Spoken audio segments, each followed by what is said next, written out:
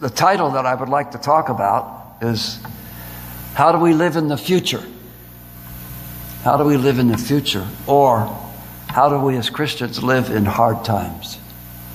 Because I hate to say it, but I think if you really are sensitive to what the Spirit of God is doing versus the spirit of evil and death and destruction, there are hard times ahead. There are hard times ahead. And I don't mean this to be doom and gloom. I mean it to be a prophetic, encouraging, upbuilding word for the church. But we need to think of the realities of what we hear and see in life and on the news. But what the absolute pure evil and hatred and bitterness and death and destruction of what's going on in the Muslim world is absolutely shocking. It's like the devil is manifesting in his personal confrontation. It's like the devil is like a trapped dog in the corner and realizes his days and time of influence is limited. So he's doing everything he can to raise havoc and to expose our culture and people and to hurt people and to kill people and destroy. And it's so amazing. What I remember reading about second coming materials, like the book of Daniel and the book of Revelation. And I remember one, this is just about 20 years ago, where it said that at the end times, there would be a huge army of over 1 million people that would come against the saints of God and come against Jesus in the second coming battle. Huge. And I thought, where in the world are we going to get 1 million people that hate God? That'll never happen. What? What do we do? We see the news now and read in the newspapers. It's happening. It's incredible. Now, how then do we live? Do we live in fear or do we live in faith? Fear or faith? Because, and do we ignore it? Do we put on a nice Christian face? Do we hide it? Do we fight it? What do we do? Do we hope it doesn't happen? No, we face it. We don't hide in our Christianese. And I think it doesn't take too much for me to convince you that the clouds of darkness spiritually are getting thicker and heavier, even in our country. I mean, you can feel it when you go out shopping. You can feel it when you're in public, on the job, even with other Christians. Not to say that they're negative, but they will agree with you, saying, wow, these are bad days. Now, the first thing we need to look at, in my opinion, about this is, how did you get where you are today? How did I get where I am? How did you get where you are? Was it your own effort? Was it winning the lottery? I don't see anybody waving at me. Was it a good government handout? Was it a great heritage? What was it? How did you get to where you are today? And to believe me, it's not an effort of your own. But when you think of where you are today and what God has brought you through, it is simply the absolute pure grace of God. The absolute pure grace of God. I am what I am by the grace of God. And the grace of God has not been given to me as a forfeit or as a mistake. And that's what Paul said in 1 Corinthians. I think I jumped onto that one, 1 Corinthians 15, 10. I am what I am by the grace of God. Yeah, there we go. And the grace of God was not without effect. No, I worked harder than them all, yet not I, but the grace of God that was with me. That's true of our life. That is true of our life. Isn't that amazing? Absolutely true of our life. Just think. how gracious and faithful God has been to you in the past. Your food, your clothing, your family, the country you live in, the freedoms you have, all those wonderful things. Oh, did you guys sit over there so you could see the overheads? No, they're going to be, the rest of the service, we're going to be over here. So if you want to get up over... If you want to just get up, you can. But if you're there, fine. Okay? Okay.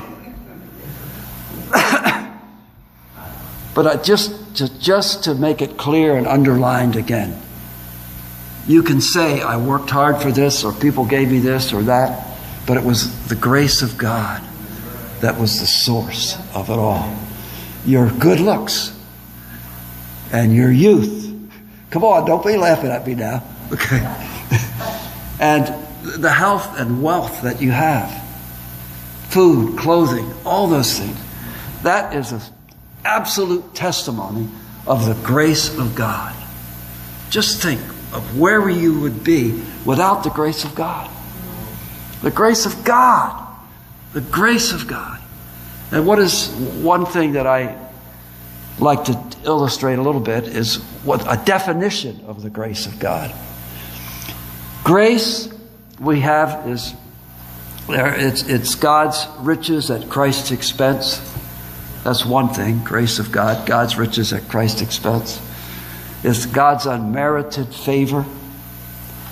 It's grace, it's grace. To me, the grace of God is the power and the desire to do what you know is right. That's the grace of God. The power and the desire to do what you know is right. Wow, that's the grace of God. Now, that's the grace of God in the past. He's brought you, hasn't He brought you through some amazing things? Just think of what He's done in your life. Just rehearse those blessings in your life. What love, what compassion, what mercy, what great things God has given to you. Now, that's past grace. How about now grace? Today. Do you realize that your ability to take your next breath is the grace of God?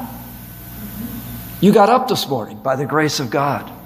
You enjoyed a beautiful day by the grace of God. You're going to be here. You're here by the grace of God. You're going to spend the afternoon, hopefully alive and praising, by the grace of God. You'll have food by the grace of God. You'll have clothing by the grace of God.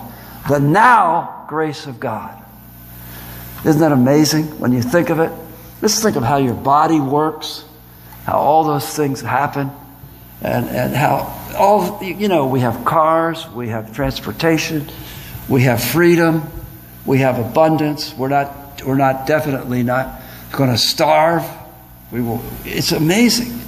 The now grace of God. So just put the picture here. We're grateful to God for the grace of the past. We're grateful to God for the now grace today. And it is my conjecture, my posture, my position, my proposition to you, that same thing, the grace of God will carry you through a dark future. Future grace. You ever think of that? Do you have the faith to believe that the grace of God will be just as faithful to you as He has been in the past, the now moment, and the future? The grace of God. Faith, let me just take a look at it, and it takes faith to do that. Now, a little more explanation of the grace of God is this. Ephesians 2:8-9. Remember, those of you who would be witnessing, you'd have that verse down. For by grace are you saved through faith, and not out of yourselves. It is a gift of God, lest any man should boast. And not of works, so lest any man should boast. The grace of God. Now, can you have faith in the grace of God? Faith is grasping all things one hopes for from God. Faith is grasping all the things that one hopes for from God. The future. According to the book of James, I believe our future will have many, many occasions for joy. Okay? We will have many occasions for joy, according to the book of James. James chapter 1, verse 2. Consider it pure joy, my brothers, when you face trials of many kinds, because you know that the testing of your faith develops perseverance. Perseverance must finish its work, so that you may be mature and complete, not lacking anything. If any of you lacks wisdom, Vasily, if any of you lacks wisdom, he shall ask God, who gives generously to all who finds all without fault, and it will be given to him. Now, why are you laughing? Every time we have a prayer request on Wednesday nights, we go around the table, have prayer requests. And what does Vasily ask for? Wisdom. Which is a good thing. Which is a very good thing. And my definition of wisdom is seeing everything from God's point of view. Seeing everything from God's point of view. Boy, can you just imagine some of the problems you're looking at and facing? And if you could just have God sort of focus that light on it and say, this is what I'm saying. Oh, I get it now, God. I see it. You've given me wisdom. Okay. Okay. So according to this passage here, we need to consider it pure joy when we face trials. Believe me, in the future we will face trials. I can absolutely guarantee that. Now, Romans 8. I'm not sure if I gave you this verse or not, Vasily. Romans 8:18. Did I give you that one? I'm not sure if I did. Spirit testifies, 8:18. There we go. I consider that our present sufferings are not worth comparing with the joy that will be revealed in us. Present sufferings, that's the seed that's planted in our life, will be harvested as the glory of God in the future. As it grows up, the glory of God. Many of you will have great, great opportunities to show forth the glory of God and to show forth the joy of God because of some of the things you've gone through. It's unbelievable. Very hard. Now, okay, how do we face the future? Mark chapter 12, verses 29 and 30 and 31 says, love the Lord your God with all your heart, soul, mind, and strength. And the second commandment is like it. Love your neighbor as yourself. Believe me, friends, fellow Christian brothers and sisters, we will need each other. We will desperately need each other to cry on, to laugh with, to share meals with, to share dwellings with, to share even clothing. We will need each other as the days get darker in that future.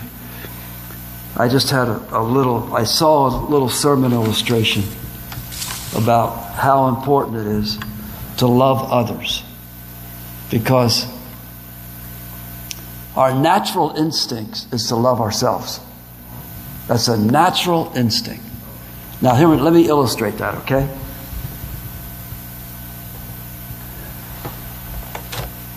It's empty. It was never full. Okay? Just for part of an illustration, okay? Okay, here's what happens. This man, businessman, he is flying, and he has to go to the airport, of course. And he goes to the airport, and he's got to wait for his plane. So he picks up a newspaper, picks that up, and he picks up his coffee and Dunkin' Donuts. And he goes and he sits at a table. And there's another person sitting at the table, just sort of at the end of the table, within reach. So this man comes, the businessman brings his suitcase and his coat and his and puts it down and puts things down. And then he grabs his newspaper, starts reading and coffee and eating his donut and just reading. And he notices that his friend at the end of the table reaches out and takes one of his donuts, smiles, and starts eating one of his donuts. He thought, I don't like that, So he sort of protects it a little bit, reads his newspaper and protects it. And so he takes his second donut, the businessman does. And then he notices his friend smiling, reaching over, takes the donut and starts eating it. And eating away and just having a ball. And by this time, the guy is pretty concerned, but he figures, well, it's pretty soon his plane's going to have to load. So they call, and they're boarding, and he figures, oh my goodness, I got to go. So he quick goes down, reaches down to a suitcase, and on top of his suitcase, he realizes that's his bag of donuts. That all that time he was eating his friend's donuts. Didn't touch his, but eating his friend's donuts. And he figures, how selfish of me to want to protect his donuts from him. And that to me is a pure illustration of how our instinct is to love ourselves and to care for ourselves. I don't think anybody's going to fill this, are they? Okay. So we need to love and be sustaining to each other as we are to ourselves. It's our natural instinct to love ourselves. But we should say, Lord, please show me what I can do for my dear friend. Give me discernment, what I can do for my dear friend to show them that you love them, God. That I can show them God's love. Show them God's love. And that should be our prayer, because it's going to be difficult in the future. And just think of how that will work if everybody does it. If one person says, how can I show love to this person? And this person then says, well, how can I show love to this person? And it goes right around, and the body of Christ is ministered to. And they're loving each other and doing what God wants them to do, which is tremendous. Okay, so that's the future about loving ourselves, keeping that commandment. That the greatest commandment is to love God. The next one is to love each other. Now, the question is, how do we love God? How do we love God better? Now, I'm sure there are times when you're going through difficulties when you don't love God and you have an argument with Him. Well, you love Him, but you still have an argument with Him. You're like, God, I've been working on this and praying about this. It doesn't seem like you're doing it. But you know what? The grace of God is still there. He doesn't pull it back. It's still there. Now, the answer to how to love God with your whole heart. Now, when these are some things that I've been thinking about, about the future. And it'll be, in a sense, I think it'll be easier for us to love God because we will get to the core of the issue of what it means to be loving God because of the testings and trials and difficulties that come along in our life. I think, for example, that when we think of the future, we think of here we are today, and the Church of Jesus Christ has had great teaching on second coming, on the rapture. And I'm not mocking on it. I think it's terrific. And on the second coming, and on tribulation, and on the millennium, and all these different things. But my question is, how do we live up to that moment? Because it's going to get darker and darker, and it's going to be so natural for us to see, wow, like in many of the Gospels, in particularly in Mark and in Matthew, they talk about the sun not shining, the stars falling, and all kinds of difficulties. and problems that are happening and before the second coming. And then, well, let me just read this a little bit here.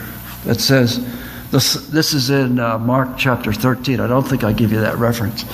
Mark chapter 13. The sun will be darkened, the moon will give its light, the stars will fall from the sky, and the heavenly bodies will be shaken. At that time, men will see the Son of Man coming in the clouds with a great power and glory, and will send his angels and gather his elect from the four winds, from the ends of the earth to the ends of heaven. Wow. That's the second coming. And I think you and I all believe that we will probably, many of you here will probably be alive for the second coming. I think it's that prominent. But how do we live when it gets such tough times?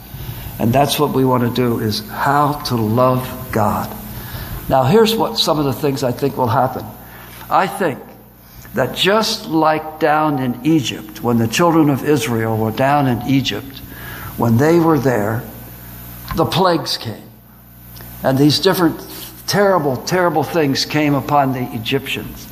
And the purpose was not to punish them, but to show how mighty God was. The testings to show how magnificent, how strong and how powerful, what God could do. The Creator God, the God of Abraham, Isaac, and Jacob, the true God. And each one of those tests was dethroning some of the false gods that the Egyptians had. But what was interesting is that in most cases of these plagues, they did not touch the people of Israel because they were in Goshen. And Goshen was like a protected land for them. And God carried them through. They saw it. And even some of their work days, they were experiencing it. But when they went home to be in Goshen, they were protected. Now, I think the protection that we will have is the fact of loving and obeying God. That'll be our Goshen in these tough times. Now, how then do we have a pure love for God? How do we do that? Well, one is to have gratitude. Are you grateful? Are you grateful for what God has done in your life? To be grateful, full of grace. But that's not the only thing, because if we do that, I'm sure everybody here could, if I said, what are you grateful for? What are you grateful for? Why are you thanking God? What can you thank God for? Everybody would have at least one thing, or many, many things. But sometimes we forget. Sometimes we forget. And so gratefulness is only one aspect of loving God. The other aspect of loving God, is that of having faith, that live faith, that total abandonment of ourselves to God. Say, God, I don't know how this could possibly work out. I don't know, Lord. It seems like times are tough. I don't know where the funds are coming from. I don't know how this could work out. But God, but God, but God. And then you say, I trust you. I trust you, God. Here's one thing that happens. We need to have a pure love for God. First of all, is there something in your life that you want so badly that it has more of a passionate appeal to you than to be loving God? That would be a dangerous thing for us, because it would mean that our devotion to God is not first. Now, another aspect of this, and this is getting a little complicated, but ultimately I think it's simple. First of all, is to not have any desire for sin. That the desire for sin be killed in us. And what is sin? Very simple definition of sin is what we do when we're not satisfied with God. Sin is what we do when we're not satisfied with God. So the answer is, can we find our total satisfaction in God and in His future grace? Do we fight the good fight that Paul talks to Timothy about in 1 Timothy 6:12? Fight the good fight. The fight is with unbelief.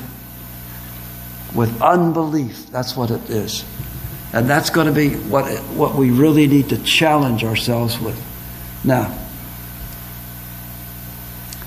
to deal with this issue of pure love for God, we have to deal with the issue of lust. Of lust. Now, immediately people think of sexual lust, but I'm talking about lust for things, lust for money, lust for fame, lust for clothing, lust for cars. Lust. And what is lust? Lust is, particularly a bad lust. Lust is that deep longing in your heart that you want that particular object. And if you get that particular object, if that is fulfilled in your life, you won't be more pleasing to Jesus. That's the backwards of lust. But the passionate side of lust, the holy, passionate side of lust, is that you long for, with all your heart, to have that pure, unadulterated relationship with God. That you have that pure lust. It's a holy lust, it's a holy passion that we would have for Him. And to put everything else aside. Are you satisfied with God? Are you satisfied with Him? And that's the purest, simplest thing. And to have faith in the future, and faith in the future grace of God, which means I will be totally satisfied in all that God is to me in Jesus. To be totally satisfied of all that God means to me in Jesus. Think of all the promises that God has given to us in Jesus. Think of all those promises. Do they satisfy you? Do they really deeply satisfy you? Are they enough for you to have a total abandonment of yourself to Him, to trust Him?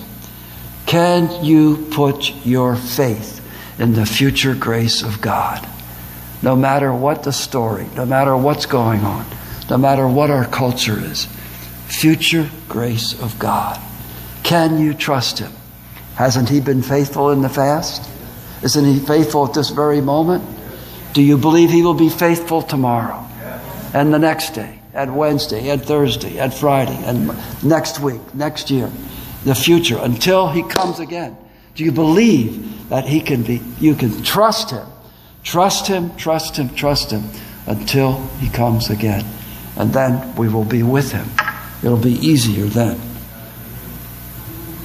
These are just something, the idea of how we evaluate the promises that are ours in Jesus. The promises of God overpower the promises of sin. The promises of God overpower the promises of sin. Do you believe that? Now, sin has, in our culture, is marketed and it's sold every place, or it's given away. It's challenged for sin. And, everybody does it, all kinds of things. You buy cars because of all kinds of sensual stuff going on. Sin does have, according to Scripture, a season when it seems pleasing. But that season turns fast.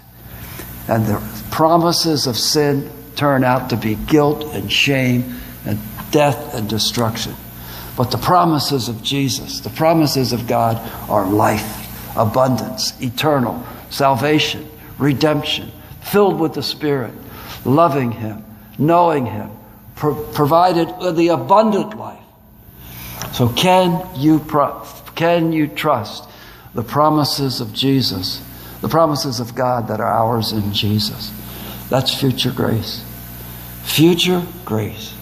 Our ability, our willingness to desire to love God with a pure heart, and believe that those promises in God far outstrip the promises of the devil and his promise and his words and his works. So future grace, that's what I want to talk to you about today. I trust that it's a blessing to you and that it's an encouragement. Because to me, it's like the book of James, those first couple of verses. It's going to give us joy and excitement, no matter how dark and difficult the future might be. Our God's in charge. And we trust Him, we trust Him, we trust Him. And we want to love Him with all our heart and love each other as Christ loved us. Amen?